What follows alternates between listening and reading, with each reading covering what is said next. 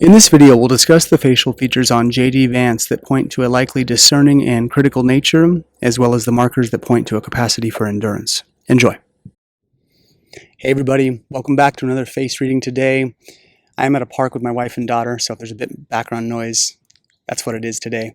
I'll do my best in editing to bring down the background noise, but if you are new to my channel, welcome, but please go up here and watch the 5-minute crash course face reading video. That's pretty important in terms of terms and terminology, figuring out what face reading isn't, what it isn't. If you're liking my content, be sure to like, subscribe, and hit that bell notification, leave comments, and please share this video with anyone who you think will find this interesting. It's how my channel grows, so I appreciate that. So for today, I've got JD Vance. JD Vance is Donald Trump's vice presidential candidate. It's who he has picked to be vice president. So I've been reading political people lately, and the thing I'm always saying to everybody is stay calm, everybody. We're in a very divisive place in the country right now. No matter who wins, half the country is going to be very upset. And what we need less of is furthering that divide. And so I do my best to stay neutral, when I'm reading people that are political. But the thing to remember is I'm going to talk about sort of the light and dark side of the features, because I think what we need a bit now these days is looking for the good in the other side, regardless of which side you're on. If you're blue team or red team, doesn't matter. What's lacking is saying that's actually probably something good about the person, or something that's not so good about the person, but to only focus on what isn't good about the candidate that you like or dislike, or whatever. Again, whichever side you're on, look for the good. God, look for the good. It's so important nowadays, especially. So that being said, I'm going to talk about the light and dark side of what I'm seeing in his features. When I was looking at JD Vance, the thing that leapt out to me first and foremost was his predominance in earth. Earth is characterized by fleshy features. When we see full plump features, this is earth. So earth classically sits at the center of the 5-element wheel. So if you look at classical Chinese medicine, that's the model they use. Earth at the center with the other 4 elements flanking around it.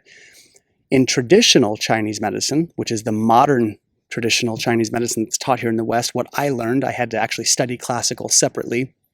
In the traditional one, they have the 5-element wheel that goes in a circle, which is not as fundamentally as accurate in terms of theoretical application. So that being said, when a person has a lot of earth, because it sits at the center, to a degree, the person has command of all of the other 4 elements. They are able to use the 4 elements around them pretty well because they sit at the center. Now, the pitfall with earth is that they can fall out of balance very easily, but they can also course correct back into balance very easily. So, read that as good or bad, but that's sort of how his face runs. Now, he's also got a very full, plump mouth. The mouth is also an earth feature. It relates to the 5 senses. So there is something about a person when they have a full mouth, the expression of their emotions is going to be pretty important in terms of their mental health and how they navigate the world. It's also about sight, scent, sound, touch, all of the senses, those things being activated. Excuse me, I'm still getting over a cough from 2 weeks ago, but it's much better. But that's something to think about. He's got a full mouth. There's lots of earth here. So the positive side of earth is that there's a long-lasting endurance quality to the earth element. So if you think of the tortoise and the hare, that story, the tortoise is springy and fast and will fast explosive power, right? That's the hare. The tortoise is a bit more slow and lumbering, but they end up winning the race. And the tortoise in the story wins the race. Slow and steady wins the race. So with that, that's what JD Vance is carrying. He's got a lot of earth, which means there's a long-lasting endurance. And in the political sphere, for him personally, that's going to be a good thing because politics is brutal on the mind, body, and spirit. This is why presidents age so fast. There's a lot of pressure. And so to have a lot of earth means that you're going to have some lasting power that maybe other people would not. So it's favorable for him. Now, while he's got excess earth, and if he were my lifestyle client, I would be trying to trim him down a little bit through diet and exercise and lifestyle augmentation, he does have quite a bit of it. Now, the other thing that he's got a pretty predominant element of is wood, and we see that in the eyebrows. So the eyebrows are thick and bushy on JD Vance. When we see that, okay, there is definitely a propensity towards irritability, frustration, and anger on the negative side. The positive side, though, is they are willing to confront. They are willing to get into confrontation, and they actually kind of need it. They need to get into confrontation to move that energy well. So again, in the political sphere, he's got this to his favor, because politics, is sort of characterized by that very thing. There's going to be a lot of conflict, debate, arguing. So he's got eyebrows that will support that process. Another conservative commentator that you might be familiar with or not is Ben Shapiro. He has eyebrows like this too.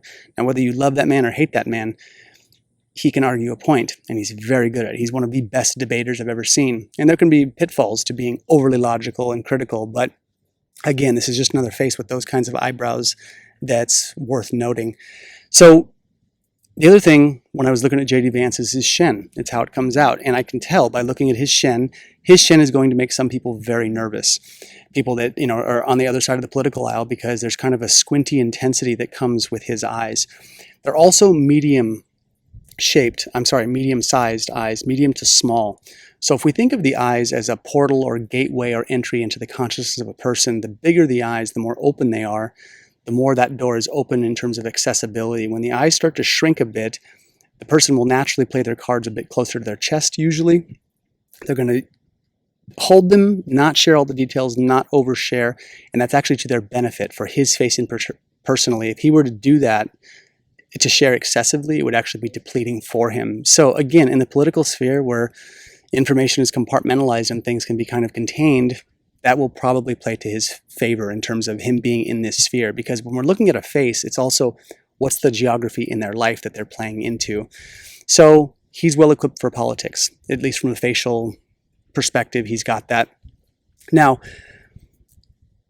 he's also got the hooded eyes, okay? The eyes that do this a little bit.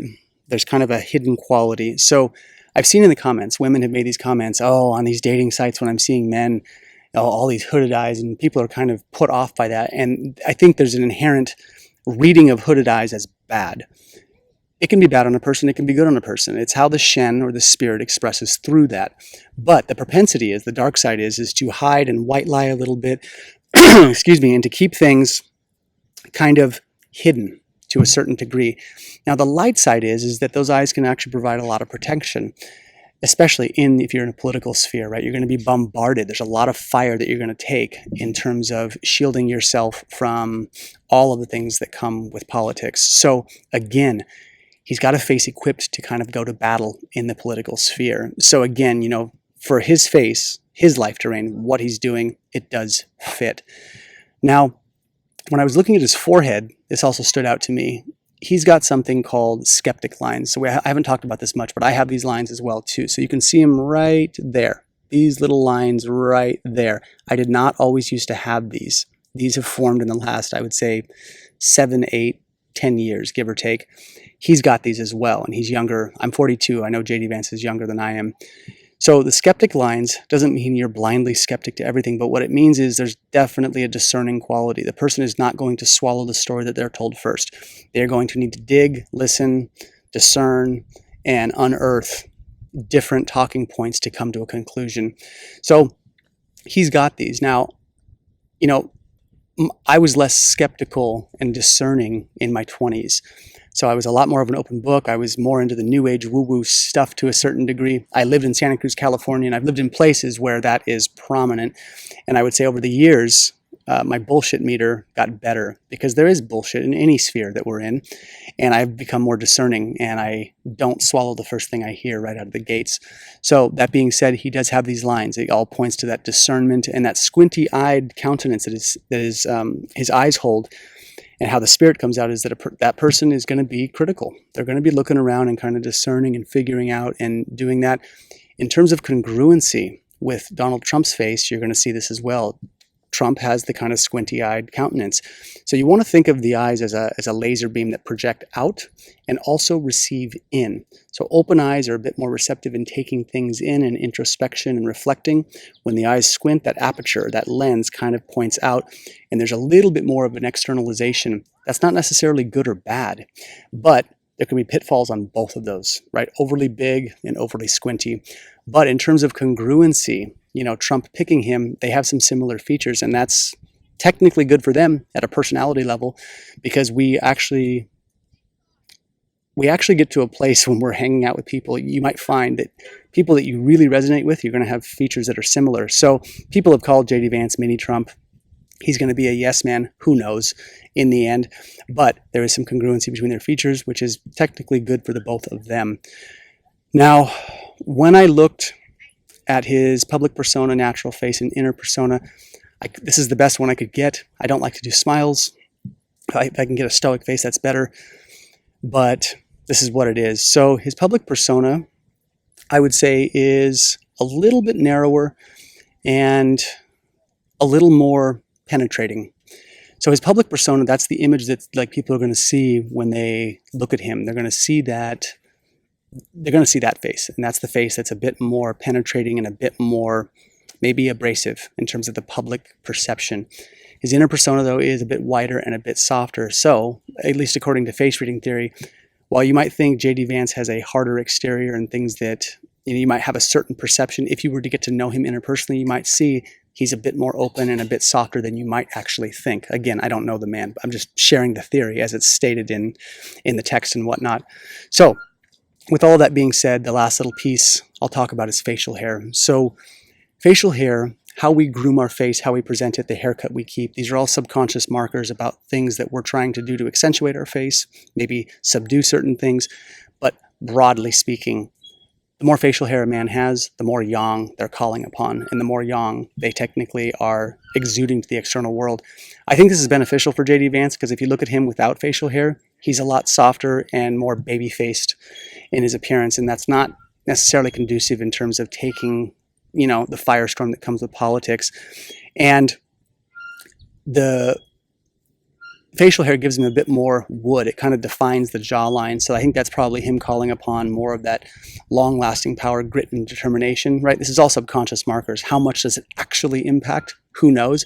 But we read our face in the mirror and we look at ourselves, this kind of thing.